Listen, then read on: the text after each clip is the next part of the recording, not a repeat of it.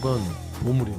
돈 주고 시켜도 못할 것 같은데. 우리는 황교안이다에 이어서 이제 나는 윤석열이다고 선언한 거라고 생각을 하고 네. 이게 지금 당이 뭔 줄 모르겠어. 이거 뭐 어떡해. 무슨 딱 전두광이야. 약간 전두광. 라이브로 윤석열은 무죄다야.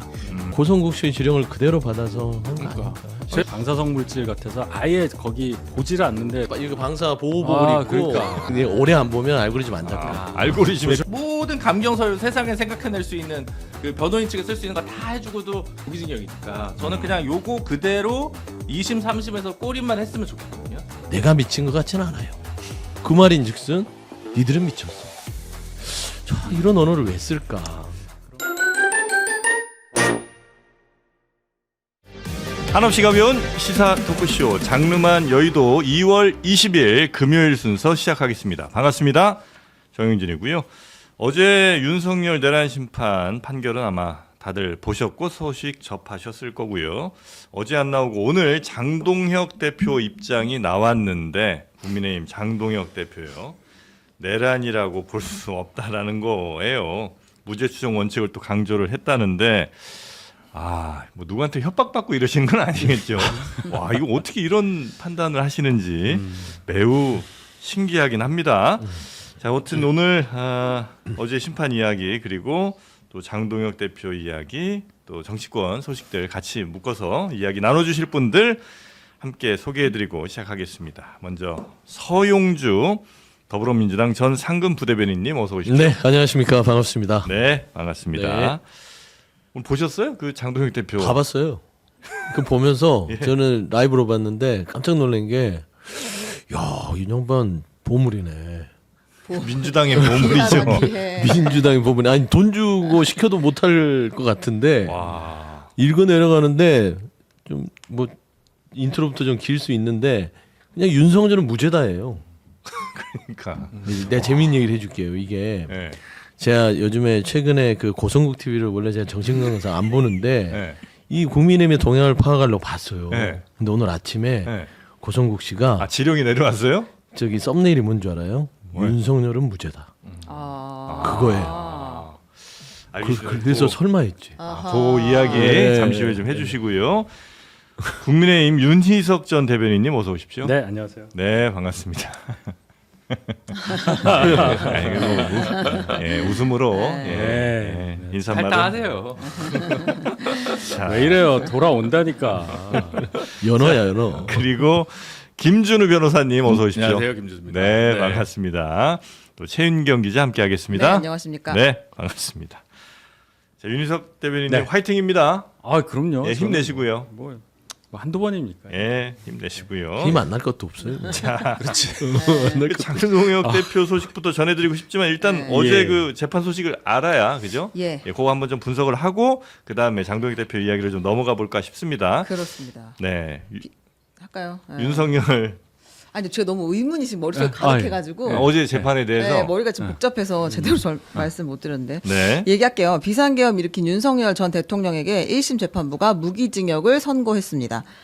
재판부는 이제 이것이 내란이다라는 것은 인정을 했고요. 그래서 윤석열 전 대통령이 내란 우두머리로 처벌받아야 한다라는 점을 분명히 했는데 네. 이 내용은 먼저 듣고 오겠습니다. 네. 가장 중요한 것입니다.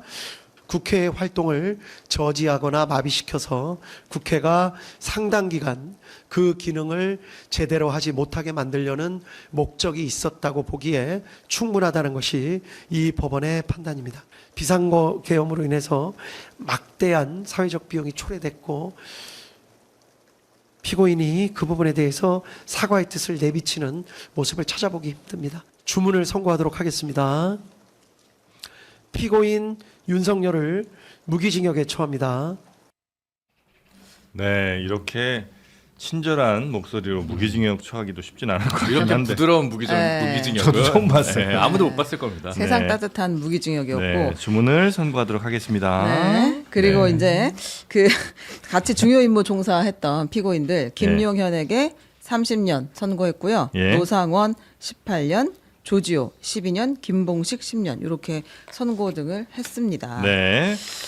자, 근데 뭐 크게 내용 보자면 물론 이제 형량에 대해서도 이야기가 많습니다. 그리고 아마 이 형량의 도저히 뭐 받아들일 수 없는 분들도 많이 계신 것 같긴 한데 그 내용이 좀 생각보다 이상한 부분들이 몇 군데가 있다고요. 그러니까 저의 질문인데요. 이것은 어쨌든 그 재판부가 인정한 부분이 있어요. 그러니까 이 사건의 핵심은 군을 국회로 보낸 것입니다를 3번 얘기해요. 국헌 문란의 목적이 있었다. 그리고 폭동이었다라고 인정을 하는데요. 그래서 내란이다라고 구성을 했는데 그리고 또 하나 인정한 거는 내란죄에 관해서 공수처 수사권이 있느냐. 그러니까 계속 이제 직위원 재판부가 사실 처음 쏘아올린 공이잖아요. 이게.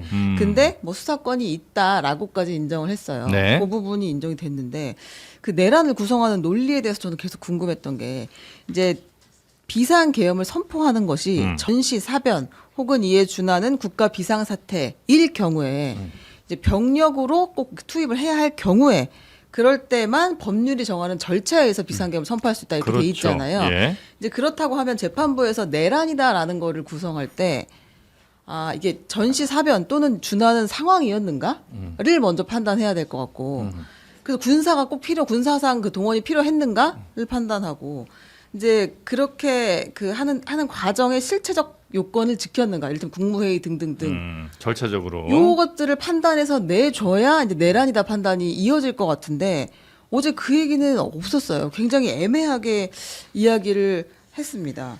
그리고 실제로 어떻게 했냐면 원칙적으로 계엄의 요건을 갖추었는지 여부에 따라 내란죄가 성립되는 것은 아니다.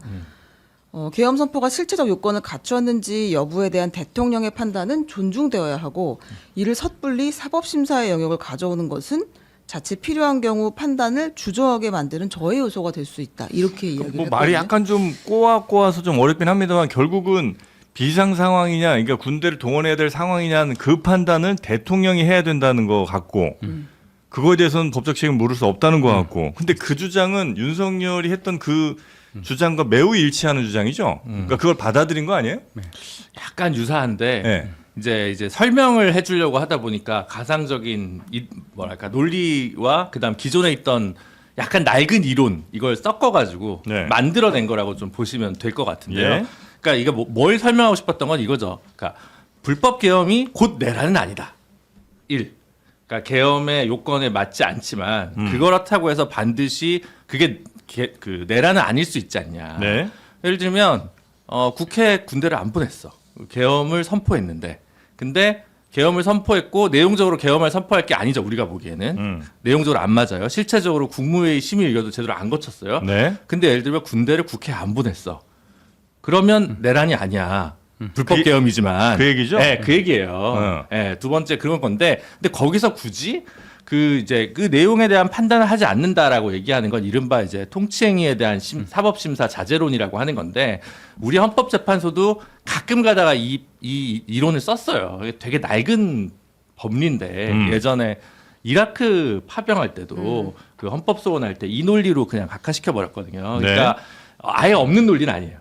그러니까 낡은 이론이라서 법학자들이 이제 다 극복된 이론이라고 얘기를 하는데 왜냐하면 모든 통치행위가 기본권 침해 요소가 있을 때는 다 사법심사를 해야 된다라는 게 지금 최신의 주된 입장입니다. 다수의 입장인데 어쨌든 옛날 입장을 하나 갖고 온 거예요. 근데 이거 완전 만들어낸 건 아니고 그래서 설명하고 싶었던 건 그냥 계엄이 내란은 아니야. 그래. 근데 이 계엄은 내란이야. 라는 것까지 빌드업을 하기 위해서 이런 논리 장치를 만들었는데 완성도가 좀 헐겁다 보니까 이제 많은 분들이 뭐지 이렇게 얘기를 하는 것 그 같습니다. 직위원 판사의 주장, 그러니까 판단은 네. 계엄 이꼬르 내란은 아니다. 네. 맞아요? 네. 그러니까 제가 아까 계속 말씀드렸잖아요. 아니, 그러니까 우리가 계엄 이꼬르 내란이 아니다. 네. 그러니까 계엄 이꼬르 내란이 되려면 되는 건지 지금 재판을 1년 넘게 한 거잖아요. 네. 그러면 당연히 그 요건에 맞는 판단을 내려줘야지. 네. 여전히 앉아서 계엄 이꼬르 내란은 아닌데 네. 이게 국회에 군대를 보냈으니까 네. 뭐 이제 폭동과 이제 뭐 국헌 문란의 목적이 이렇게 돌아가는 게 저는 잘 이해가 안 된다는 거죠. 그러니까 그거 하기 위해서 이제 옛날에 쓰던 이론인 통치행위 심사 자제론을 쓴 거들. 그러니까 제가 지금 직위원을 변호하는 게 아니라 네. 직위원이 그랬냐? 왜 그랬냐라고 얘기를 하면 저도 이 그 논리 조작, 논리 구성은 마음에 들지 않습니다. 그래서 이제 로마까지 갔다 온 거죠? 그건 이제 로마도 가고 뭐 대만도 가고 남미도 가고 찰스일세도 갔다 오고. 독일도 가고 영국도 가고 다 갔죠. 예. 시작 돌았겠죠 뭐. 네, 전 세계 일주 한번 하고 왔습니다 법원에서. 근데 우리가 직위원에게 너무 많은 걸 바라는 거예요. 이분 구속 취소 내렸던 분이에요. 그 빈약한 논리로. 네. 그러니까 그 말씀했던 이 계엄에 대한 게 내란이 되려면 구성 요건이 있는데 구성 요건을 하나하나 이렇게 깨가면서 논리적으로 판결문을 안 썼다는 얘기잖아요. 지금. 네네. 그러니까 구속 취소 내린 수준인데 뭘 얼마나 기대하겠어요. 이거 뭐 이건 좀 법관의 뭐 마음속까지 우리가 뭐 들어갈 수는 없습니다만 내심 이 판단보다는 좀 더 이렇게 부드러운 판단을 내리고 싶었던 건 아닌가 하는 생각이 약간 들기도 하는 그런 어제 상황이긴 했는데 여튼 뭐 윤희석 대변인님은 어떻게 보셨습니까 어제 판단? 저는 무기징역 정도 나올 것 같더라고요. 다들 이제 사형에 처해야 된다. 네. 1심 선고 나와야 된다고 말씀하시는 분들이 거의 많았는데 네. 지기현 판사의 성향 이런 걸 떠나서 그냥 제 개인적으로 그렇게 생각을 했고 다만 말씀하신 것처럼 계엄이 불법이라 하더라도 내란으로 100% 가는 건 아니다는 걸 설명하는 과정에서 그분의 설명하는 그 방법이랑 그 논리가 생각보다는 그렇게 정교하지 않았다. 그러니까 우리가 지금 길게 몇 분 동안 얘기를 한 거고 네. 어쨌든 국회 군을 투입해서 그 소동을 벌인 것 소동이라는 표현은 죄송한데 뭐 적절한 단어가 없어서 그래요. 폭동. 폭동이라고 할게요. 그럼 네. 그 부분에 대해서 내란으로 인정한 게 참 다행이었다. 처음에 저분이 무슨 얘기하나 싶었어요. 저는 그래도 그게 나왔기 때문에 그래서 내란의 우두머리가 됐고 그래서 무기징역이 나왔다.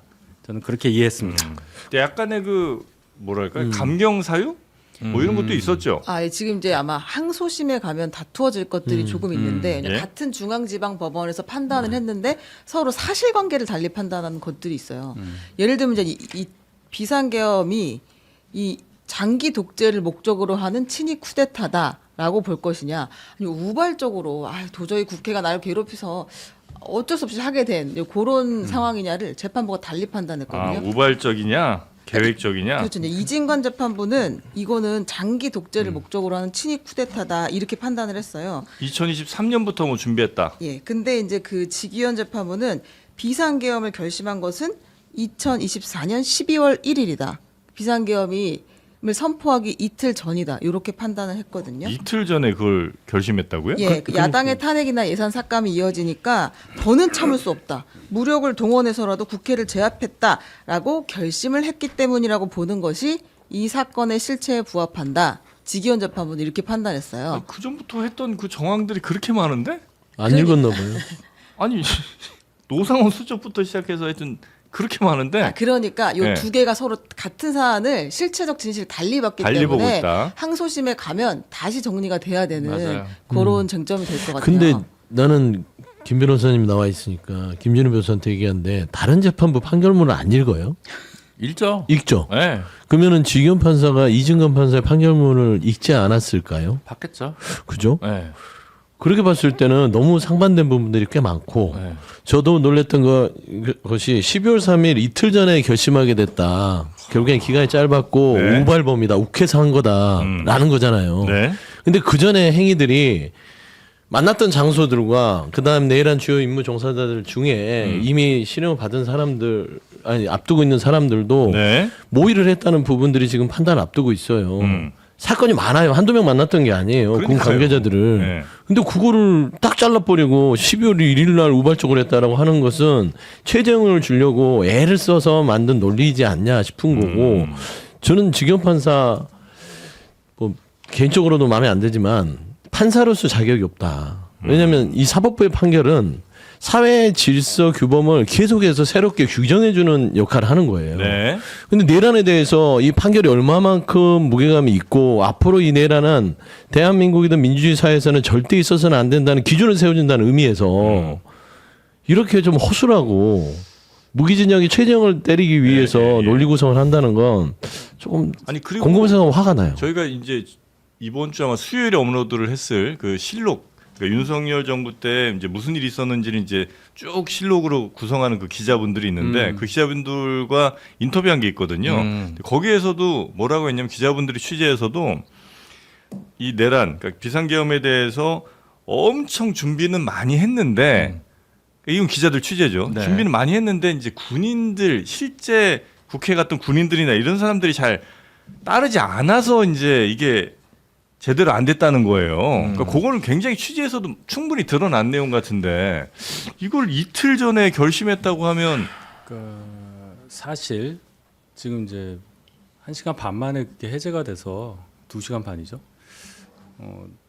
그냥 우리는 별일 없이 넘어갔다고 생각하고 사후에 지금 얘기를 하는 거지만 그 서울경찰청에서 국회 포위하고 있다가 30분 정도 열어줬잖아요. 네. 안 열어줬으면요 네. 이걸 못했어요. 그러니까 그것만 막았으면 계엄 됐단 말이에요. 그럼 지금도 계엄 상태일 수가 있는 거고 거기까지 생각해 보면 이게 그냥 그 전전날 계획해서 했다? 그렇게 보기는 그러니까 그렇게 약간 볼 수는 이런 거죠. 없는 거지. 뭔가 홍상수 감독 영화 찍을 때 영화 찍기로 다 해놓고 시나리오 당일날 쓰고 전날 술 먹고 당일날 쓰고 이런 경우 많았다고 하잖아요. 네. 그럼 그런 거죠. 이제 시나리오는 그러니까 제작은 다 섭외가 됐는데 배우는 누가 나올지 다 정해졌어. 며칠 나와. 근데 시나리오는 없어. 그냥 감독이랑 하자 이래가지고 이제 당일날 술 먹고 쓴다고 하잖아요. 이제 그 정도로 본 거죠.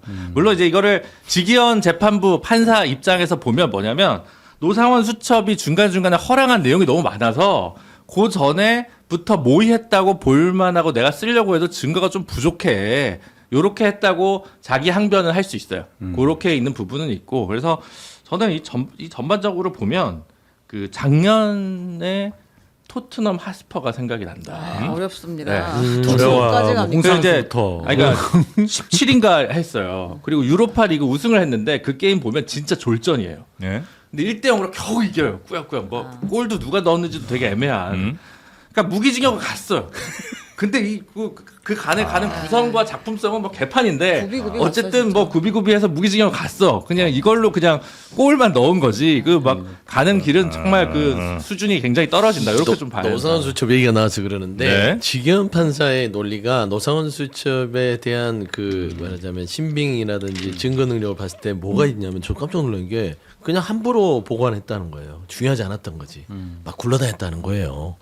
어떻게 그런 식으로 해서 그 증거 능력이라든지 신뢰성을 판단할 수 있느냐? 아니, 노상원 빼고도 노상원 거 다 그래, 인정 안 노상원 해도 빼고, 그러니까. 그 전부터 롯데리아에서 만난 거랑 이런 거 생각하면 그렇게 쓸 건 아니진데. 하여튼 뭐 노상원 수첩은 증거로 인정하지 않았습니다. 네. 조악하다. 수첩이라고 중요한 수첩이라고 보기엔 무리가 있다라고 이야기를 했습니다. 네. 그리고 뭐 미수된 거 그다음에 뭐 감경사유요. 네, 공무원 재직 오래 한 네. 거. 아니 이게 어떻게 감경사유가? 요것도 아마 판단을 달리할 건데 한번 예. 이 촉법 노년에 대한 이야기를 해보려고. 촉법 노년.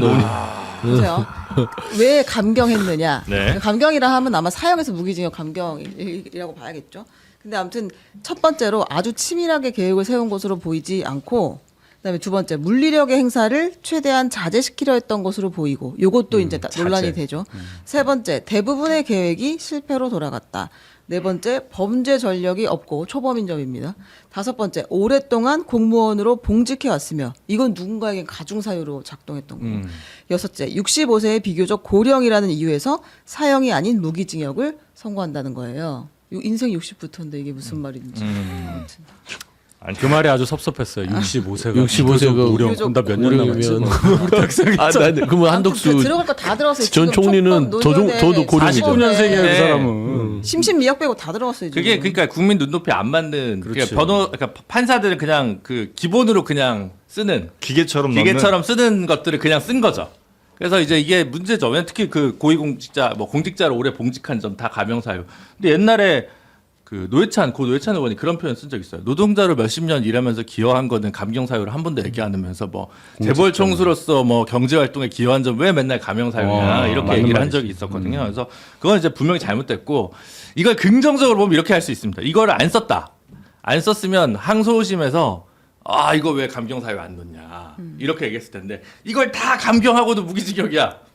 이걸 다 해주고도 무기징역이야라고 한다면 뭐 그래 뭐 이렇게 생각할 수도 있고 그런 부분이 있지만 저 같으면 그냥 어쨌든 큰 희생자가 나지 않았고 거의 수준 이하였다는 걸 쓴 거잖아요. 그 감경 사유에 보면 이게 좀 뭐랄까 이 정교하게 준비되지 않았다는 그런 식의 표현이 있는데 그래서 어차피 결론은 무기징역에서 저는 이게 막 30년, 20년으로 깎아서 나왔으면 저도 막 불같이 화를 냈을 것 같은데 모든 감경서유 세상에 생각해낼 수 있는 그 변호인 측에 쓸 수 있는 거 다 해주고도 이제 저거니까 무기징역이니까 저는 그냥 요거 그대로 2심, 3심에서 꼬립만 했으면 좋겠거든요. 그러니까 무슨 사형을 원하시는 분들 물론 있으시겠지만 예, 저는 이제 사형제 폐지론자라서 예, 그런 입장을 제가 낼 수는 없고 왜냐면 저 네. 국가인권위 초청 토론회에서도 다 그거 다 인터뷰하고 뭐 네. 토론회 나갔는데 제가 어떻게 그렇게 얘기하겠습니까? 그래서 그거는 이제 제 입장이 그러니까 그래서 저는 이제 무기징역이 맞다고 생각하는 입장에서 감경사유 역시 완성도는 굉장히 떨어지고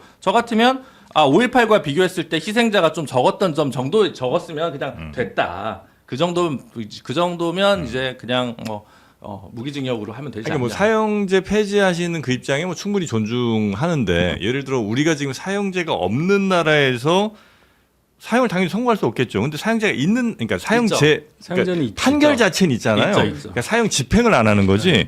그 상황에서는 그러면 적어도 이 사건의 의미 정도를 판결을 제대로 내리려면 사형을 판결을 하고 그 다음에 집행을 안 하는 거는 뭐 그럴 수 있지만 사형이라는 그 최고형조차도 언도하지 않는 것은 무리가 아니냐. 그러니까 예. 우리가 다시 지기현 판사 볼 일 없잖아요. 오늘부터 이제 북부로 가죠. 북부로 가잖아요. 예. 그리고 재판 그래서 한 번 하는 게 아니다라는 말씀 계속 드리는 거예요. 우리 2심도 있고 3심도 있으니까 그때 보자. 네. 근데 정리돼야 될 너 부분들이 아직 좀 남아 항상 포기하면 안 있습니다. 된다. 저 궁금한 게 또 우리 김준우 변호사가 있으니까 범죄자가 영리하면은 치밀하게 계획 범죄라 해서 가중이 되잖아요. 근데 범죄자가 멍청하면 감형이 되나요?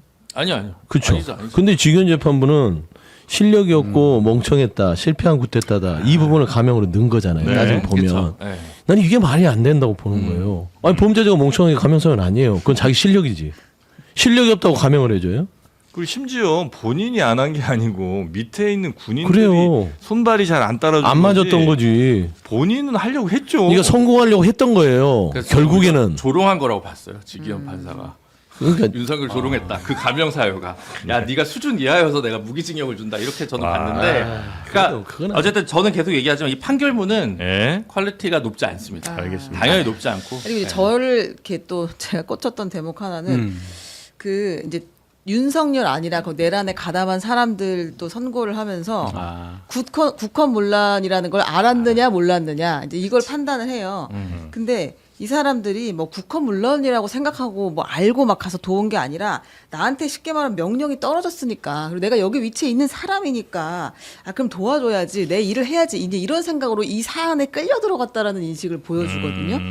그러니까 누구라도 그 자리에 있었으면 뭐 재수 없고 어쩔 수 없이 그 일을 했을 거야. 그래서 너희도 고생이고 나도 고생이고 우리 모두 지금 이렇게 고생이지 않니? 근데 이런 이야기를 해요. 이게 제 이해가 그렇게 한 건데 아무튼 그 국헌문란 목적을 인식했느냐를 그걸 가지고도 몰랐을 것이다라고 얘기해. 다른 가담자들에 대해서. 아니 그거는 거기 나간 일반 군인들도 병사들도 알고 있었던 거 그렇죠. 아니에요. 그렇게 우리는 봐야 되는 거 아니에요. 상식이죠, 거기서 시민들이 상식이지. 항의할 때 그냥 가만히 있었잖아요. 뭐 미안하다고 했던 군인들도 있었고. 그럼 네. 이분들 무죄가 2명 나왔잖아요.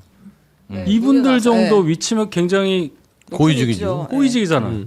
이걸 몰랐다고? 저도 이해가 안 돼요. 무죄 2명. 거기서 저도 좀 예. 그랬어요. 그러니까 예. 당일 나간 사람들도 알 만한 거고 당일 나간 그냥 일반 병사들도 아는 건데 어떻게 국방부 장관 이런 사람들이나 아니면 뭐 그 밑에 다른 뭐 여러 고위직 공무원들이 이걸 모를 수가 있나? 국정원 출신 그다음에 군인 헌병대장이잖아요. 예. 이분들이 모를 수가 없어요. 평온한 날이었고. 네. 그래서 저도 그래서 이게 이게 또 참- 같은 재판, 그러니까 같은 법원에서 또 다른 판단을 내렸어요. 앞서 이상민 재판한 유경진 재판부는 뭐라고 했냐면 평균적인 법 감정을 가진 사회 일반인도 윤석열, 김용현들의 비상계엄 선포와 후속행위에 위헌 위법적 요소가 있었음을 충분히 인식할 수 있었다. 이렇게 얘기했거든요. 네. 그러니까 그것도 항소심에 가면 또 다시 다퉈지는 항소심 언제 합니까? 시작합니다. 바로 이제 항소를 하게 되면 예. 3개월 안에 항소심 선고는 나와야 되게 돼 있어요. 내란 전담 재판부에서. 근데 지금 전담재판부 그 법원 인사가 2월에 있을 거니까 법정 개정은 3월에 한다고 그렇죠. 열리기는 봐야 될 것 그렇게 같아요. 하죠. 열리는 자체는 3월에 할 거고요. 네. 그리고 여기 지금 재판부에는 윤성식 그 판사님이 지금 대법관 가고 싶어. 아무튼 뭐 좀 바뀔 수도 있을 것 같은데요. 그건 두고 보겠습니다. 대법관 네. 임명 계속 늘어지더라고요. 네. 그 청와대와 대법원 사이에 긴장이 있나 서초동에서 굉장히 궁금해하고 헌재하고 있습니다. 대법원하고 긴장이 있겠죠. 네. 아니, 그건 당연히 있고요. 자 그리고 뭐 당별로 반응이 나왔는데 네. 장동혁 대표 오늘 아침에 이제 10시에 나왔죠? 그렇죠. 근데 이렇게 중요한 입장 가기 전에 어제 나왔던 입장부터 먼저 보겠습니다. 알겠습니다. 민주당에서 정청래 대표가 아니 무기징역이라니라는 입장을 내놨거든요. 한번 들어보겠습니다. 내란 우두머리 법정형은 최고 사형, 최저 무기징역밖에 없습니다. 내란 우두머리에 해당하는 형량 최저형입니다. 조희대 사법부는 사형이 아닌 무기를 선고함으로써 사법 정의를 흔들었다고 저는 생각합니다. 네. 네, 그리고- 민주당. 네. 네, 정청래 대표였고요. 예, 그리고 어제 이제 그 선거가 난 뒤로 의원들의 입장들이 막 페이스북에 쏟아졌어요. 동시다발적으로 이 재판에 대한 자신의 평가, 앞으로 우리가 할 일들을 막 쏟아냈는데요. 정원호 구청장이 이제 빠른 속도로 입장을 냈는데 처음에 이렇게 입장을 냈습니다. 무기징역 선고 후 헌법과 법치의 원칙이 다시 한번 확인됐습니다. 내란의 밤 두려움 없이 거리로 나섰던 시민의 뜻은 분명했습니다. 오늘 1심 판결은 사법 절차가 시민의 뜻을 받든 결과입니다. 라고 이야기를 했거든요. 그랬는데 이제 민주당 의원 대부분들이 사형을 했어야지! 라는 이제 분위기가 막 올라왔었어요. 그래서 더 세졌군요. 네, 그리고 박주민 의원, 박홍근 의원이 요때다 싶어가지고 요 바로 정원호 구청장의 페이스북을 탁 캡처해가지고 대단하다. 구청장님 견해에 동의할 수 없습니다. 당연히 사형 말고는 답이 없습니다라고 이야기를 했어요. 네. 여기 이제 서울시장 또 음. 준비하는 이걸 또 네. 이렇게 쓰는군요. 예. 근데 제가 그래서 이 좀 논란을 보고 저도 크게 보기 안 좋아서 정원호 구청장 측하고 한번 통화를 해봤어요. 지금 상황이 어떠냐. 예, 예. 근데 좀 당황스럽다는 거죠. 그렇지. 그러니까 이제 정은욱 총장 입장은 다 담지는 못했으나 행간에는 무기징역 부분들이 나온 것들이 일반 이제 시민들의 의견일 수도 있다, 아쉽다. 그리고 거기에는 이제 사형 얘기를 쓰고 싶었는데 그건 쓰지 않았다는 거예요. 근데 본인도 사실 국민들의 대다수는 사형을 선고하는 게 맞지 않냐라는 것을 알고 있다. 근데 이제 갑자기 이제 다른 후보들한테 공격이 들어오니까 당황한 거지. 이걸 갖고 공격을 한단 말이야. 이게 여의도구나. 이게 유도구나 이제 한 거지. 성동구에 짱 박혀 그리고 있다가. 나서 조금 더 그 행간의 입장을 덧붙인 거예요. 근데 저는 사실 그래요. 저는 직연 법정에서는 무기징역 나온 거는 굉장히 아쉬워요. 국민의 법정은 사형을 좀 선고하기를 원했을 거예요. 하지만 이게 시각이 본인과 다르다고 해서 막 난도질해서 더 내 주장으로 안 따라오면 너는 저쪽 바깥으로 나가야 돼 이런 것도 사실은 그렇게 좋은 모습은 그리고 아마 직위원 재판부에 대한 걱정이 좀 많았잖아요. 그렇죠. 아주 제대로 좀 판결 안 할 것 같다는 그 걱정에서 아마 조금 안도했던 그런 판단이 정은호 그럴 구청장이 수 있었던 있어요. 건 그럴 수 아닌가. 있죠. 예, 하는 무기가 그러니까 아닌. 사실 최악은 이제 공소 기각으로 하는 네. 수사권 문제 가지고 날린다든가 음. 두 번째가 그러니까 이제 그래서 무죄라든가 아니면 더 최악은 이제 이게 정청래 대표는 이제 제일 밑에 나왔다는데 이게 감경을 해주면요 무기징역도 20년까지 내릴 수가 있어요. 그러니까 20년이 최악이었던 거예요. 그래서 20년 나오면 어떡하지 걱정하는 판사 출신 이제 교수도 제가 알거든요. 네. 그래서 그럼 왜 그렇게 생각하냐? 왜 20년이 나올 거라 생각하냐? 노태우가 17년 나왔다. 한덕수가 23년 나왔는데 아니, 25년은 어쨌든 나왔겠지. 그래서 저도 그렇게 생각하지만 나이스. 그 부분이 그래서 지금 오히려 말씀하신 아까 우리가 놓치고 간 쟁점이에요. 네. 한덕수가 23년이 나왔는데 네. 그 다음에 저 이상민은 7년이 나왔잖아요. 7년, 네. 근데 지금 조지호랑 김봉식이랑 보면 20년, 12년, 10년이에요. 뭐가 안 맞아. 네, 지금 엉망진창이에요 지금. S급 다음에 30년 무기징역 30년 다음에 A급, B급에서 이게 정리가 안 돼 있거든요. 아. 그래서 지금 이게 누구는 올라가고 누구는 내려가고 이게 지금 깔맞춤이 20감 이제 되겠죠. 어쨌든 그거는. 등급제가 돼야 될 거 아닙니까? 누가 네. 봐도 이게 그래서 이게 좀 이상하다. 그래, 내란 전담 재판부가 필요한 이유가 네. 이런 거예요. 이게 딱 이렇게 들쭉날쭉한 정리가 안 거를. 되잖아요. 정리가 돼야 돼. 그러니까 저는 이제 개인적으로 이래야 정리가 되는 거예요. 김용현 전 장관이 제일이 내란과 관련해서 중추적 역할을 네. 했어요. 30년 약해요. 정말 구형한 대로 무기징역을 받았어야 되고. 그리고 윤석열 내란 우두머리에 대해서 사형이 나오게 되면 쭉 이렇게 그 뒤에가 정리가 되는데 아니 김용현이라는 사람이 사실 대통령만 아니었지 모든 거를 그 내란을 주도했잖아요. 근데 30년이야. 그러니까 꼬이죠 스텝. 그리고 노상원이 18년이잖아요. 네. 노상원은 모의를 쭉 했던 사람이고 한덕수는 당일을 안 사람인데 물론 국무총리지만 네. 저는 노상원은 한덕수보다는 구형 선고가 형량이 좀 올려쳐줘야죠. 높아야 되지 않나라는 네. 생각이 듭니다. 아무튼 요거 지금 교통 정리를 다 다시 이거저거 해야 많이 될 것 해야 같습니다. 네. 해야 돼. 자, 그리고 네, 드디어 장동혁 네네. 대표 한번 가보죠. 너무 장동혁 대표의 입장을 우리 모두가 저 빼고 다 기다리셨던 것 같아요. 네. 다들 뭐 어떤 입장을 내는 거야? 전문을 소개해드리고 싶지만. 네, 어제는 길게 가들 끝내 필요는 없어. 예. 어제는 끝내 말하지 않았고요. 오늘은 어마어마한 이야기를 했습니다. 기대 이상의 이야기를 유재석 했거든요. 대표님 다 들으셨을 거예요. 네. 그러니까 우리는 절연을 하느냐 마느냐 이제 이런 얘기를 했는데요. 한 발 더 들어갔습니다. 언제나 반전이 있는 장동혁 이걸 듣고 오겠습니다. 네. 국민의힘은 줄곧 계엄이 곧 내란은 아니라는 입장을 분명히 해왔습니다. 내란죄에 대한 공수처의 수사가 위법하다는 점도 일관되게 지적해왔습니다. 이는 우리 당만의 입장도 아니고 다수 헌법학자들과 법률 전문가들의 주장이기도 합니다. 그러나 1심 판결은 이러한 주장을 뒤집을 충분한 근거와 설명을 내놓지 못했습니다. 확신이 없는 판결은 양심의 떨림이 느껴지기 마련입니다. 저는 판결문 곳곳에서 발견되는 논리적 허점들이 쥐기현 판사가 남겨놓은 마지막 양심의 흔적들이라고 믿습니다. 네. 지기현이 남긴 흔적을 하나씩 주워 나오면서 네. 희망하고 있습니다. 야, 지금 장동혁 열사까지 지금. 열사요? 귀하다 귀해 장동혁. 장동혁 귀하다. 열사. 한 분도 있어요 지금. 누구예요? 이분도 뭐라고 했습니까? 아니 옷을 보세요. 이정현 의원. 뭐 지금 뭐 보여드리기 좀 공간위원장? 애매하긴 합니다만. 약간 뭐 소개를 좀 해주시면 어떤. 아니 이정현 공간위원장. 공관위원장이 오늘 군복 같은 옷을 입고 나와서 회의를 진행을 하더라고요. 왜 그러는 거예요? 전시 상황이라는 거지 뭐. 전시 상황이다. 그런가 봐요. 지옥훈련, 지옥훈련. 이게 지금 당이 네. 정상이 아니야. 뭔지는 모르겠어요. 이거 뭐 어떻게 싸우자는 건가? 그러니까 뭐 절연 이거 같은 거 좀 우리가 보여드리고 이제 싶은데. 기대할 것도 아닌 거고, 그죠? 국민의힘과 근데 이 사진은 좀 봐야겠네요. 이걸 준비되면 저희가 띄워드릴게요. 좀 보내주시면. 아니, 어, 지금 찾았습니다. 찾았어요? 아니, 와, 이 사진 기가 귀한 막혀서 사진이네요. 제가 와, 지금 국민의힘의 상황이 매우 네네. 비상식적으로 와, 돌아가고 저는 있는 것 이거 같습니다. 정부원 다시 온 줄 알았네요 지금. 아니 지금 너무 각이 비슷한 각이다. 그건 나올 건데요. 아무튼 네. 이정현 공관위원장도 오늘 아침에 이 옷을 입고 지금 무슨 말을 한 거죠? 저런 거 어디서 파는 거야? 뭐 어떤 얘기를 한 거예요, 그 이정현? 아니, 공관이 회의인데 네. 뭐 내용 보기 전에 저 사진 보고 이제 막 저한테 네. 이거 소개하라고 해서 제가 그냥 말씀을 드린 거고 예. 공관위원장이 저런 인식을 갖고 야 사진 진짜 임팩트가 있지 않습니까? 영화야. 포스 있네, 포스 있어. 약간 놀이애가 아니 하여튼 뭐 놀이애가. 여러 가지 너무 어려운 얘기를 해. 뭐 파나마까지 가야 돼 우리가.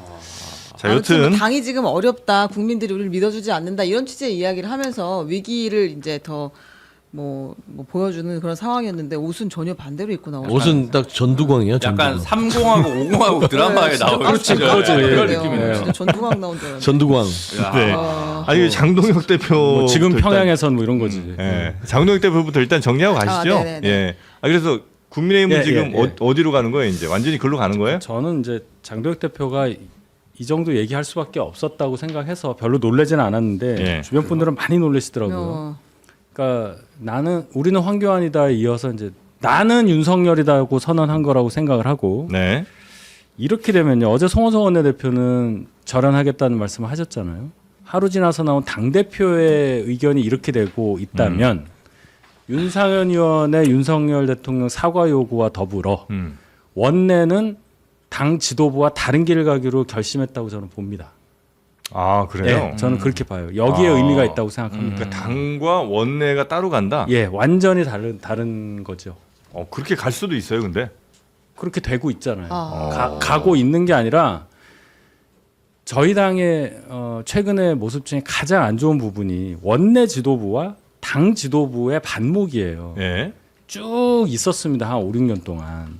심지어 김기현 대표 때도 그런 알력이 있었어요. 제가 좀 봤으니까. 우르르르 원내 지도부가 오고 그래요. 그래서 최고위 회의장이 막 이렇게 한 바퀴 돌잖아요. 원래는 최고위원회에 들어올 수 없는 사람도 그냥 앉아버린단 말이죠. 그런 게 있었는데 지금 똑같은 상황이 벌어져서 윤상현 의원은 감을 잡고 얘기를 한 거죠. 자기가 어떤 말을 했는지는 다 빼고 윤석열 대통령 사과해야 된다 하면서 장도혁 대표랑 다른 노선을 가는. 그러면 지금 어느 의원도 장도혁 대표 노선을 찬성한다고 말하지 못할 거예요. 안 할 거예요. 그러면 이제 완전히 분리되는 거죠. 그럼 장도혁 대표 고립되는 상황도 올 수 그렇죠. 있어요? 고립돼서 오늘 이제 계속 나올 겁니다. 그 의원들의 이야기들이 나올 거예요. 예. 예, 이제는 다 탈출해야죠. 이제 아. 예, 그런 상황이 행실이 벌어집니다. 분당인가요? 아니 뭐 이제 이렇게 배에서 뛰어내려서 급하게 각자도 서울에 생각하는 있으시다고 거야. 분당까지 가. 서울 좀 신당. 신당동? 네, 떡볶이. 거의 중구인데. 그래서 이제 국민의힘은 오늘이 매우 중요한 분기점이 되는 날이군요. 그래서 2월 19일을 계속 얘기했던 거예요, 저희가. 알겠습니다. 예. 아니 네. 근데 지금 그 소장파 모임이라고 하는 대안과 미래에서 선거 직후에 기자회견을 열고 비상계엄은 내란이라는 사법부의 엄중한 판단 앞에서 아직도 비상계엄을 옹호하고 윤 어게인과 부정선거를 외치는 극우 세력과 잘못된 동행을 하는 것은 보수의 공멸을 부를 뿐이다. 이렇게 입장을 냈어요. 네. 근데 이제 우리가 항상 궁금한 것은 그래서 어떻게 할 수 있느냐는 것이죠. 뭐할 거고. 장도혁 대표가 고립돼 있다 한들 본인이 공천권을 행사할 것인데 공천권은 방금 군복 입으신 분이 이제 행사를 맞네요, 하겠죠. 맞네요. 그래서 임명을 한 거잖아요. 네, 그렇죠. 네. 그러니까 이렇게 되면 네. 후보들이 이제 가만히 안 있는 상황이 발생을 한다. 아. 그럼 이제 당이 뭐라고 할까요? 당이 아닌 거죠. 아. 여기까지 가는데도 계속 저런 소리 할 거냐? 네. 장도혁 대표가 저 목소리와 저 표정을 유지하면서 그걸 보자고. 할 것 같아요. 할 것 같아요. 저도 그렇게 아주 생각합니다만은 오늘 보면 원산 상황만 짚는 거예요. 그러니까 원산지 인증을 했어요. 물론 인증제가 폐지되긴 했는데 내 원산지는 윤석열이다. 오늘 딱 원산지 표시제를 명확하게 했고 이거는 나는 윤석열이라기보다는 윤석열은 무죄다를 선언했어요. 최소한의 1심 판결을 존중한다는 전제 조건도 없습니다. 1심 자체가 다 허점 투성이고 논리가 빈약해서 윤석열 측의 어떤 그 논리를 반박하지 못했다. 윤석열은 무죄다. 무죄 추정 얘기하지만 이제 무죄가 될 거라고 이제 주장을 했던 거고. 전 두 번째 또 봤던 것들은 사실 이제는 누구죠? 장동혁 대표는요. 징계의 칼춤을 출 수밖에 없을 겁니다. 왜 그러냐면 보세요. 전륜을 요구하는 사람들 자체가 갈라치게 하는 세력이다. 얘들이 절연 세력이다. 그러니까 입만 열면 너희들 절연시켜 버릴 거야. 그건데 이제 큰일 났어요. 성원송 원내대표. 징계 1위입니다. 징계 1호입니다. 헌법 질서를 유린하는 세력과 우리는 떠나야 된다 했고 대한가미래도 징계 대상들이에요. 그런데 그나마 대한가미래 국민의힘 의원들을 보면 살짝 좀 죄송하지만 용기를 내서 뭐 절연하자고 했는데 요구사항이 없어요. 절연하지 않을 경우 어떻게 하겠다. 장동혁 대표의 사퇴를 요구하고 우리는 당을 뛰쳐나가겠다는 그런 요구가 없어요. 그냥 절연하세요 이거거든. 그래서 저는 쉽사리 장동혁 오늘 대표의 원산지 인증 네. 바뀌지 않을 것 같아요. 근데 송원석 원내대표가 어제 얘기한 게 이거잖아요. 헌법 질서 파괴하는 세력과 단호히 선을 긋겠다. 네. 그럼 이제 장동혁 대표가 선을 그어야죠. 선이 긁힐 것 같아. 그렇지 이제 선만. 네. 선을 그어야죠 이제. 그어야 되고. 그게 좀- 근데 말씀하신 대로 뛰쳐나갈 용기가 없어요. 없어요. 네. 국민의힘 의원들이. 그래서 그러면 지금 급한 사람은 딱 한 명이에요. 오세훈 서울시장만 급해요. 네네. 그래서 아마 이대로 계속 가면 2018년 지방선거에서 원희룡 지사가 제주도에서 무소속으로 당선이 됐습니다. 그런 상황이 네, 그래서 이거를 뭐 차라리 내가 무소속으로 나가겠다. 이렇게까지를 고민을 해야 될걸요? 오세훈 시장 입장에서는. 그래 지금 이렇게 해가지고는 필패. 근데 무소속 나와도 무조건 필패 같은데. 뭐 그렇긴 하겠지만 네. 그래도 명분은 뭐 생기죠. 뭐 명분이라도 하든가 알겠습니다. 뭐라도 싸우겠다. 네. 자, 국민의힘 하여튼 오늘 핵폭탄 하나 떨어진 것 같고요. 네, 그렇지만 장동혁 대표가 계속해서 이렇게 나갈 거라고 보는 근거 중에 하나가 바로 이겁니다. 윤 어게인. 지금 김현태 707 단장까지 지금 합류해가지고 전환기 세력이 0.1 늘어났어요. 전환길이 세력이 0.1? 0.1 정도 아. 늘어났는데 이제 어제 전환길 씨가 예. 이 재판 선고 후에 남긴 말을 그래도 한 줄 정도 들어보겠습니다. 아 전환길 씨요? 들어야 돼? 여기서 들어야지 뭐. 저는 이 재판에 대해서 받아들일 수가 없습니다. 국민의힘 의원들도 나와서 윤석열 대통령 지키려고 목소리를 내야 되지 않겠습니까? 근데 우리가 전환길 씨에 대해서는 논평하지 않잖아요. 네. 않겠습니다. 그 대신 아까 아침에 이제 말씀하신 것처럼 고성국 씨의 지령은 의미가 있다는 거 아니에요? 지금? 매우 있죠. 그게 아침에 라이브로 저도 다른 방송을 하다가 가만있어 보면 장동혁 대표가 메시지를 낸다는데 이거 참고하려나? 하고 탁 열었는데 라이브로 윤석열은 무죄다야. 딱 윤석열은 무죄다를 해서 설마 이게 전륜 하냐마냐에 대한 메시지인데 대충 그냥 뭉개고 가겠지 했는데 진짜 10시에 장동혁 대표의 입에서 윤석열은 무죄다가 나오는 거예요. 사실. 그리고 이제 살짝 전환길 씨 말을 믹싱했어요. 이 재판 인정할 수 없다. 저는 그래서 고성국 씨의 지령을 그대로 받아서 한 거 아닐까. 제가 몇 년 전부터 논평할 때 늘 하는 얘기가 있어요. 보수에게 주문하는 조중동을 읽어라. 하다못해? 뭐 앞에는 다 못해. 빼더라도 하여튼 유튜브 그만 보고 그 부사어는 굉장히 셉니다. 네. 아 그랬나? 제 예. 물음표 넣었습니다. 아, 예. 못해. 열심히 일하고 있어요. 있는데요. 기자님. 못해. 하여튼 그거 유튜브 그만 보고 조중동을 읽어라. 제가 빨개지시네. 보수한테 주문하고 싶은 게 있다면 네. 아, 조선일보, 동아일보 사설만 뭐 중앙일보 사설만 열심히 읽어도 보수가 뭐 기본은 할 것 같다라는 생각이 굉장히 많이 들어요. 제가 이런 얘기를 할 줄게 될 줄 몰랐는데 네. 정말 창피합니다. 그렇습니다. 저는 그 방사성 물질 같아서 아예 거기 보지를 않는데 그래도 서영주 소장님께서 그래도 내가 대신 오죽하면 봐주셔서 평론을 해야 되기 때문에 보는 거예요. 그 전환길 것도 보더라고요. 대단하다. 이거 방사 보호복을 아, 입고 그러니까. 그래서 이게 5초 이상을 가면 안 돼요. 아, 방금 오염돼. 그게 안 되네. 짧게 짧게 그게 쫙 끄고. 알고리즘까지 영향을 주잖아요. 그럼 별의별 게 다 들을 살짝 텐데. 이게 오래 안 보면 알고리즘 안 잡혀. 알고리즘에 조심하세요. 픽폭됐어. 전 진짜 안 보거든. 네. 자, 이렇게 국민의힘 소식 좀 봤고요. 예. 그다음에 이 민주당도 지금 상황이 약간 심각합니다. 아, 네, 그러니까 뭐 새로운 문제 제기가 나왔어요. 언젠간 나올 이야기였던 것 같은데 유시민 작가가 지난 18일 MBC 손석희의 질문들에 출연을 했습니다. 출연해서 최근에 친명계 의원들이 주축이 돼서 결성한 이재명 대통령 사건 공소 취소와 국정조사를 추진하는 의원 모임 이걸 강하게 비판을 했거든요. 요거 한번 들어보겠습니다. 흔히 이제 친명계 모임이라고도 이제 알려진. 그렇습니다. 네. 거기 드신 분들 빨리 나오세요. 뭐 그런 이상한 모임에 왜 들어가서 나오라고 지령을 내리는 게 아니고요. 검찰의 그동안의 그런 불법 행위가 있었다는 확신이 들면 국정조사를 하든가 입법권을 행사를 해야지. 아니 멀쩡하게 압도적 과반수를 가진 여당에서 무슨 1000만 명 서명운동을 한다고 그러고 저는 보면서 시대가 바뀌었나? 내가 미쳤나? 그 사람들이 미쳤거나 제가 미쳤거나 둘 중에 하나일 거 아니에요. 둘 다 미쳤을 수도 있지만 그럼 저는 제가 미쳤나 아무리 생각해봐도 제가 미친 것 같지는 않아요.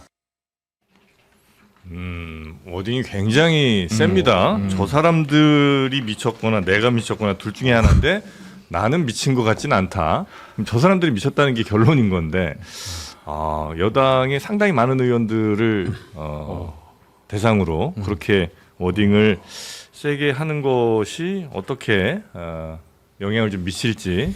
벌써 이제 유시민 작가가 비판하는 그 의원 모임에서 입장을 냈어요. 예. 그래서 유시민 작가의 말은 정치적인 주장에 대해서 사실상 분열을 조장하는 말이다.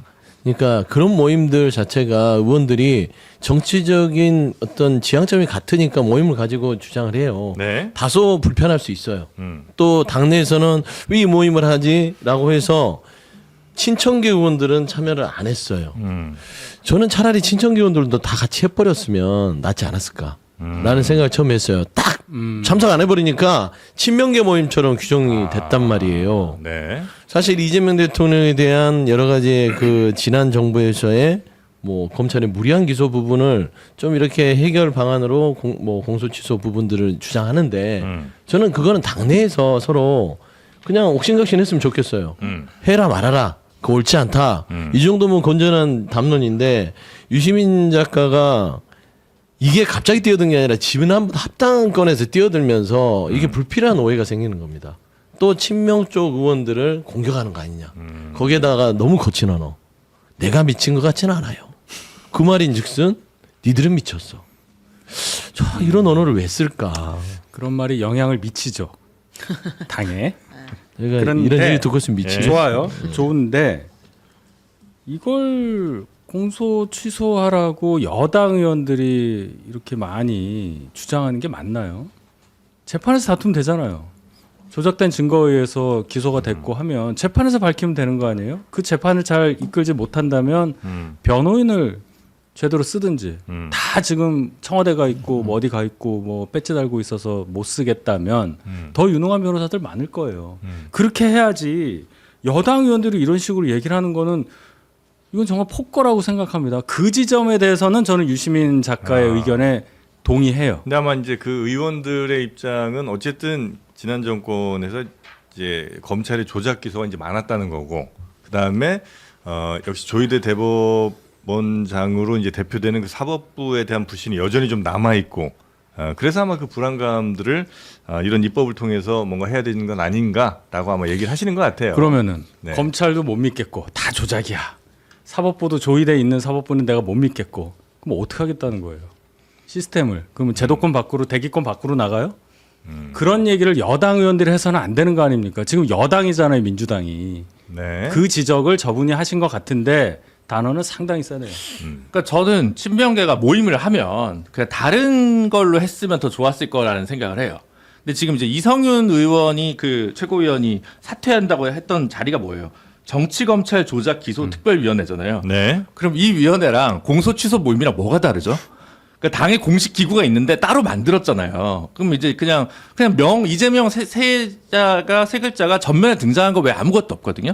그냥 친명계 모임을 따로 그냥 꾸리면 되는데 이재명 공소 취소 모임 이건 사실 제가 봤을 땐 이재명 대통령도 별로 원하지 않을 거예요. 자기 사법 리스크가 다시 이렇게 올라오는 것보다는 본인 지지율로 이걸 해결하겠다라고 하는 의도가 전 더 강하다고 보거든요. 그래서 오히려 검찰 개혁이나 법원 개혁은 민주당에서 계속 드라이브를 걸지 대통령은 지금 부동산 민생으로 가 있거든요. 예를 들면 저 같으면 이재명 대통령의 뜻에 따라 지분 한 채만 갖자는 의원 모임. 그리고 나 다주택자였는데 매각하겠다 선언하는 모임 하잖아요. 지지율 올라갑니다. 이게 친명이에요. 이건 친명이 아니에요. 이거는 명을 파는 거지. 친명 세일즈를 하는 거지. 네. 그리고 나는 집을 팔아서 뭐 국장 ETF 뭐 더 투자하겠다. 차라리 그런 모임을 하면 차라리 국정 수행을 운영을 뒷받침하는 친명 모임이구나 이럴 텐데 이건 그냥 당의 공식 조직도 따로 있어. 그냥 뭐 그러니까 뭔가 이렇게 빌미가 생기잖아요. 별로 제가 볼 땐 청와대에서도 그렇게 모이더라도 좀 뭔가 좀 갖춰서 모이지 요렇게 모이냐 이런 생각할걸요. 제가. 그러니까 저도 좀 아쉬운 부분들은 공소 취소라는 행위에 대한 압박을 연상시킬 수 있는 네이밍에서 문제가 있는 것 같아요. 네. 내용은 이게 공소 취소를 막 연구하고 그런 모임은 아니고 국정조사 추진이에요. 지난 윤석열 정부에서 야당 대표를 옥매기 위해서 조작 기소가 있었다. 그러니까 이 조작 기소를 위한 국정조사를 추진해야 된다. 이 얘기가 주거든요. 네. 근데 이제 행위의 결과로 공소 취소를 하라고 하니까 그 대상자는 이제 법원이 되는 것이고, 그러면 이게 압박하는 거 아니냐 이런 비판에 있을 수 있기 때문에 네. 이재명 대통령의 조작 기소 국정조사 추진을 위한 모임. 차라리 그 정도 네이밍으로 가면 네. 저는 큰 논란은 없지 아니, 않았을까. 다른 분들이 그 비판하는 거는 오히려 괜찮을 수 있는데 아마 이제 유시민 작가를 비판하는 분들은 그런 것 같아요. 다른 분들이 그런 비판하는 건 오히려 괜찮은데 유시민 작가는 절차나 과정 중요하지 않다고 목적이 그렇죠. 만약에 왔다면 그렇게 비판했던 분이 왜 이 목적에 대해서는 동의하면서도 뭐 이런 절차 저런 절차로 차라리 하라고 얘기를 하냐. 그러니까 유시민 작가의 비판 지점이 그거잖아요.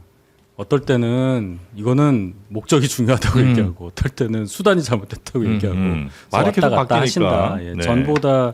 전에는 그러신 적이 거의 없었는데 최근에 많이 그러니까 비판을 받지만 적어도 네. 저 의견에 대한 그 핵심 부분에 대해서는 저도 동의를 한다는 거예요. 네. 또 유시민 작가가 뭐 불편했던 지점이 꽤 여러 개 있었던 것 같은데 네. 뭐 커뮤니티 이야기도 좀 했어요. 네, 묘한 커뮤니티가 있는데 거기서는 이재명만 훌륭하고 나머지는 다 쓰레기로 취급당한다. 그런 유튜브 방송이나 블로그 글이 광범위하게 퍼지고 있다라고 이야기했습니다. 네. 이 커뮤니티에 대해서도 좀 불만을 네. 표시했는데 결국 이제 조금 뒤에서 좀 크게 이렇게 넓게 보자면 결론적으로는 이제 이른바 친문 혹은 이제 구민주당 이제 주류 세력들과 요즘 이제 막 급부상하고 있는 뉴 이재명 내지는 이제 이재명 찐 지지자 뭐 이런 분들 간의 갈등은 좀 있는 것 같아요, 확실히.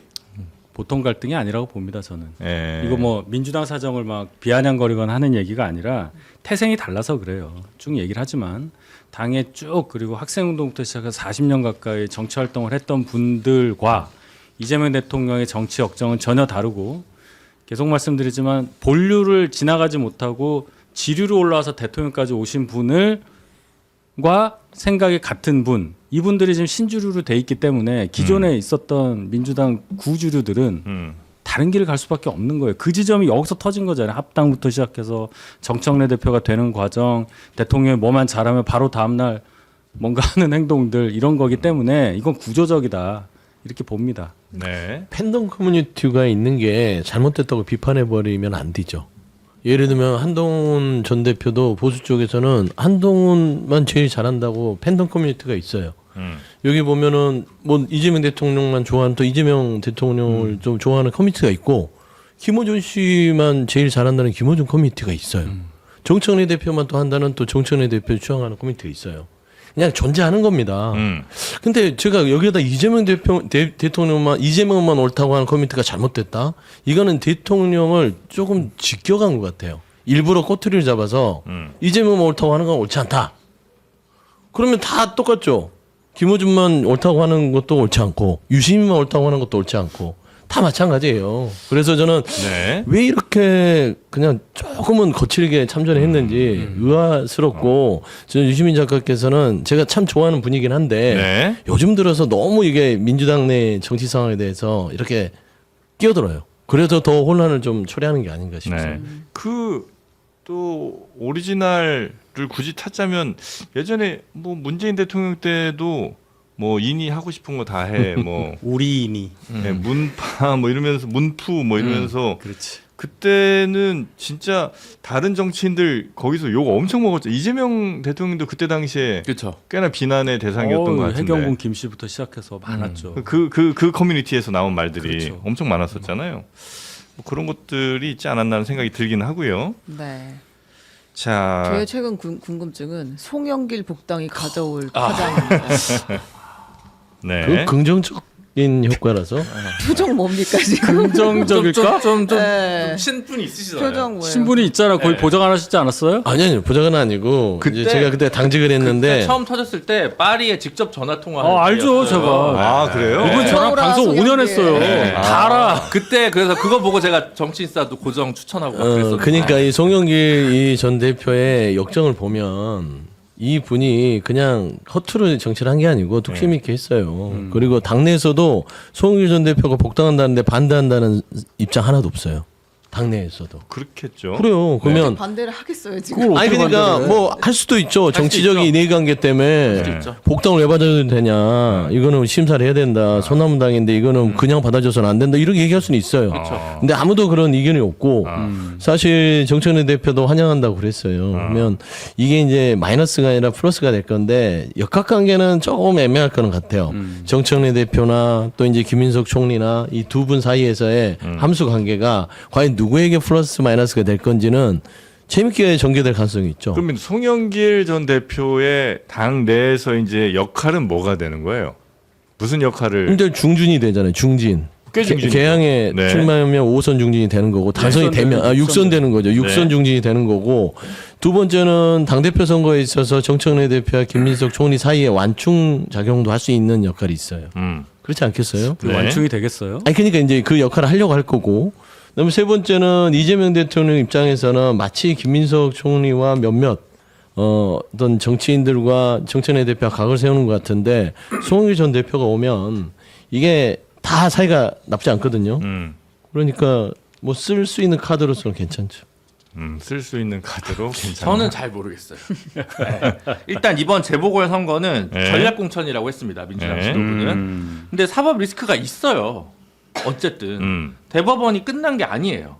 그리고 사실 그 관련된 사건에서 박모 보좌관도 유죄를 받았고 네. 그리고 윤관석 의원도 어쨌든 유죄로 징역 2년을 살았습니다.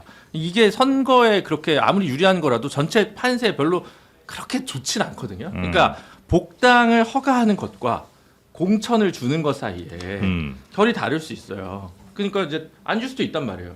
그러니까 시쳇말로 그냥 명청 갈등에 대한 부담이 있으니까 네. 그냥 김남준 대변인 개항을 줘. 이렇게 정리하고 송영길 대표는 원내 복귀는 일단 좀 미뤄요. 미룹시다. 로 정도로 정리할 수도 있죠. 지도부에서. 실제로. 왜냐하면 리스크도 있으니까. 사법 리스크도 있고. 그래서 네. 그리고 꼭 그게 원내로까지 들어오는 게 정청래 대표도 부담스러울 수 있거든요. 상대하기 어려운 사람이 한 명 더 늘어나니까. 그래서 저는 뭐 복당 뭐 이거는까지는 뭐 그렇게 판단할 문제지만 공천 문제는 이게 완전히 프리패스일까? 에 대한 물음표가 좀 있기는 하다. 근데 일단은 이사를 하기 때문에 지금 본인은 사실상 출마 선언을 한 거잖아요. 무소속으로 나오든가. 와우. 와우. 아니 근데 뭐 저기 지금 어제 경향에 나온 거는 개항에 그 김남준 대변인이 나온다고 나온 맞아요. 거잖아요. 네. 그 밑에 쭉 보면 호남 출신인 송영길 대표 뭐 호남 쪽으로 재보궐 날 때 뭐 배치 가능성도 있어 뭐 이렇게 했으니까 교통정리 어느 정도 될 수도 있겠죠. 어쨌든 왜냐면 광주 전남에서도 그 예를 들면 민영배 의원이 광주시장 나오게 되면 광주. 네, 거기 재보궐이 뜰 수도 있거든요.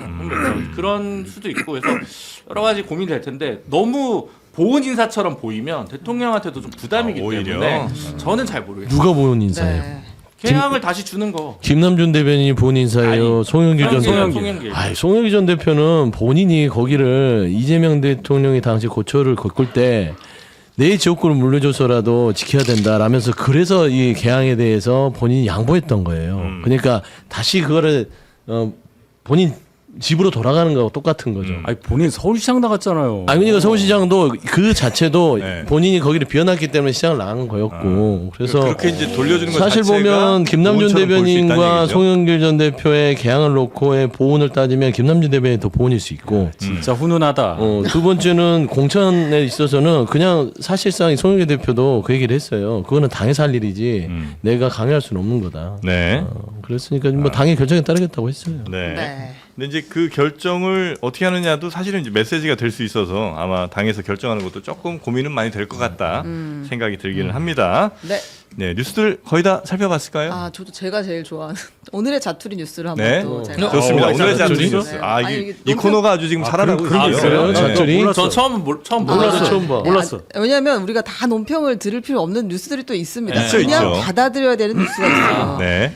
청와대 이재명 정부 출범 이후에 청와대 직원들이 월 62시간이 넘는 초과 근무를 해온 것으로 드러났습니다. 주 62시간? 월입니다. 그러면 주 62시간을 할 수가 없어요. 추가 근무를 주 62시간 한다는 것은 초과 근무가 네, 월 초과 근무. 62시간. 그러니까 아마 잘해. 4주로 나누면 한 15시간, 15.5시간 네. 정도 될 테니까 주로 하면 55.5시간 정도가 되는 것 해야죠. 같아요. 그렇게 생각하세요? 지금 52시간이 법정 근로 시간이에요. 아이, 그 청와대는 해야지. 아유 더해요. 나 4시에 출근했는데. 그렇죠. 대통령이 이렇게 말씀하셨습니다. 아니 눈 뜨면 출근, 눈 감으면 퇴근이지. 휴일 휴가가 어디 있겠느냐. 청와대가 그래요. 우리의 손에 그렇지. 나라의 운명이 달렸다고 생각해달라. 참 미안한 일이지만 대한민국은 지금 전쟁터 같은 상황이라 네. 어쩔 수가 없습니다, 여러분. 아니, 뭐 힘냅시다 이렇게 얘기했어요. 사기업이면 악덕업주지만. 근데 그 청와대라는 데를 가면 네. 정말 뭐 급수에 관계없이 그런 그 마음이 들어요. 그쵸. 그렇죠. 비만 와도 쥐가 걱정을 한다니까. 그렇죠. 맞아. 나라를 돼요. 네. 위해 일하는 사람들이니까 잠 못 자고 진짜 늘 갈아 넣는 데죠 거기. 네. 근데 그만큼 해야 돼. 이게 저렇게 일을 하니까 네. 주변에 이제 청와대 왔는데 종로 주변 서촌시장이나 네. 인근 상가가 저기 특혜를 못 보고 있어요. 일만 하니까. 나와서 밥을 안 먹어. 밥을 안 먹어. 저녁에도 술도 안 먹고. 아, 그래요? 3년차 되면 괜찮아져. 그래 3년치 기다려야 돼. 여튼 해야 됩니다. 네, 그리고요. 그 다음에 이제 교육감 선거를 이번에 같이 치르잖아요. 아, 그러네. 그런데 이제 저는 모든 교육감 후보들이 이 입장을 확실히 해야 한다고 생각하는데요. 학교에 휴대폰 도입을 허용할 것이냐 말 것이냐. 아 너무 죄송합니다. 제 최대 관심이죠. 관심사가 학교에 육아 휴대폰을 가져가도 되느냐 마느냐를 결정해줬으면 좋겠어요. 저는. 지금까지는 아무 그게 없죠? 없어요. 그냥 네. 가져가. 학교가 그냥 결정하는 건가요? 학교마다 달라요. 아니, 그럼 지금 학교마다 달라. 학교도 결정하지 않아요. 그냥 갖고 와서 담임 선생님이 필요한 경우에 이제 걷어가는 경우도 있고 그렇지 않으면 대부분 그냥 쥐고 있거든요. 아, 그래요? 네, 저는 근데 다음 교육감들은 이걸 무조건 어떻게? 아니 그러니까 할지 말지 너의 입장을 얘기해라. 엄마 입장에서는 안 그럼 나의 가져가는 엄마 게 좋지. 입장에서는 안 거기에- 가져가는 게 좋지. 아, 그러니까 저는 무조건 안 된다고 생각하는데 제 입장이 뭐 피처폰이면 괜찮은 거 아니야? 피처폰. 아, 그죠. 그래. 이게 어쩔 수 없이 전화를 통해서 이제 그러니까 긴급한 일이 있으니까. 사심 있는 스마트폰 짜투리 금지법이지. 뉴스. 아니 오늘 저를 이제 사로잡은 칼럼 휴대전화 없는 학교 이 전문 칼럼이 있어요. 휴대전화랑 게임 엄청 근데 그 심하니까. 호주의 그 16세 미만 맞아요, 틱톡 맞아요. 금지 SNS 금지죠. 근데 이제 프랑스랑 몇 군데서도 그거 지금 추진하고 있거든요. 네. 그거 뭐 얘기는 좀 해볼 수 있겠네요. 맞아요. 아, 저는 뭐 요거 입법한다 그러면 뭐 이사 가서 찍어줍니다. 자, 그리고요. 아 그리고 그 조국 대표가 이 얘기를 했어요. 손가역 뮨파 발언해가지고 엄청나게 비판을 많이 받았잖아요. 네, 뮨파. 네, 뮨파. 문재인하고 윤하고 합친. 문재인 빠였는데 거기서 이제 윤석열로 나중에 넘어간 네. 그런 사람들 이제 윤파라고 이야기를 하는데 아무튼 조국 대표가 그 얘기를 한 뒤로 엄청나게 두드려 맞고 있잖아요. 네. 많이 억울한 것 같습니다. 억울하다가 끝이에요? 네, 용기 있게 지적했는데 왜 이렇게 욕을 하느냐. 어디 나가신대요? 이게 들어와가지고. 그건 모르겠습니다. 출마를 그분이 군산을 하지 않을까요? 그분이 진짜 제일 급하잖아. 한동훈 대표 안 급해요? 누구요? 한동훈 대표. 네. 저는 이제 다음 교육감들의 공약은 학교 급식에 반드시 전통 수제 어묵발을 넣겠다. 이 공약이면 저는 무조건 찍어줍니다. 이거 먹어보니까 넣겠는데? 진짜 맛있죠. 네. 애들이 좋아할 맛이에요. 맞습니다. 단가가 맞을까? 어른들도 아, 좋아하는 그럼 나는 애다. 애들이 설리 없잖아. 아니 여러분 그 어제 19일 선고 날이었잖아요. 서울구치소가 제공한 것이 점심은 잔치국수와 양념장 그리고 핫바였습니다. 어묵 진짜요? 핫해. 너무 잘 주는 거 아니야? 그러네. 대화가 끊기네. 네, 요건 하여튼 장마 제가 쇼핑몰에. 개입하겠습니다. 아 이거 모짜렐라. 주문해. 맛있습니다. 자, 요 전통 수제 어묵바. 요건 이제 저희가 팔 때마다 잘 팔리는 베스트셀러 작품인데 이게 맛이 네 가지예요. 가래떡, 그다음에 왕새우, 청양치즈, 통모짜. 지금 드시고 계신 게 네 개 중에 하나일 텐데. 모짜렐라예요. 저 네, 새우. 새우. 네. 새우가 살아있어요. 살아 있잖아요. 움직여. 네. 도망가지 않아요, 지금? 그냥 움직여요, 지금. 네, 움직입니다. 자, 그래서 수제로 하나하나 정성스럽게 만들고요. 야채 함량은 더 높였고요. 식감도 안 느끼해. 네? 안 느끼해요. 느끼하지 않잖아요. 네. 안 느끼하고 부드럽고 네. 그다음에 안에 있는 새우가 너무 통통해서 이거 내 이가 아니어도 먹을 수 있을 정도의 부드러움. 아유, 잇몸으로도 먹을 수 있어. 아유, 좋습니다. 확실한 건 휴게소 어묵 핫바보다 맛있습니다. 그럼요, 퀄리티 훨씬 확실히 높습니다. 맛있습니다. 자, 네 딱딱하지가 팩. 않아. 네, 8개 들어있는 4팩이 19,900원이고요. 무료로 배송해드리고요. 옵션에서 맛 선택은 가능합니다. 저는 개인적으로 요 가래떡 추천해드립니다. 저는 청양고추. 청양고추 좋죠. 그래요? 전 새우. 네, 탄수화물 별로 안 들어가는 거 보니까 밀가루가 거의 없는 것 같아요. 많이 안 넣습니다. 예, 요거 이제 어육 함량이 높은 그런 어묵이고요. 요거는 딴 데선 안타깝게도 사실 수가 없어요. 오로지 여기에만 있습니다. 네, 여기에만 있어요. 장르만 쇼핑몰에만 있습니다. 저희 전용 제품이에요. PB 상품이에요? 그렇습니다. 저희가 만들었어요. 아 진짜? 이제는 뭐 어마어마하네. 야 이제 이런 식으로 쿠팡을 이기겠다는. 예, 쿠팡은 이제 다 탈팡하셔야죠. 네. 탈팡해야겠네. 호빵이냐 호빵이냐 이렇게 얘기하죠. 그거는 이제 노인정에서 관심 있는 이슈죠. 자, 하여튼 요거 사시려면 더보기 열으셔서 그 실시간 더보기에서 이제 링크가 있고요. 여기 봐봐요, 여기 봐봐요. 실시간 채팅장에 어육 반 제품이 62.49%야. 먹어도 돼요? 와. 더 드세요. 예, 그럼 점심에 그냥 이게 우리는. 자, 그렇게 드시면 되겠고요. 저희 잠시 후에는 오창석, 그다음에 김남국, 박지훈 3명이 나옵니다.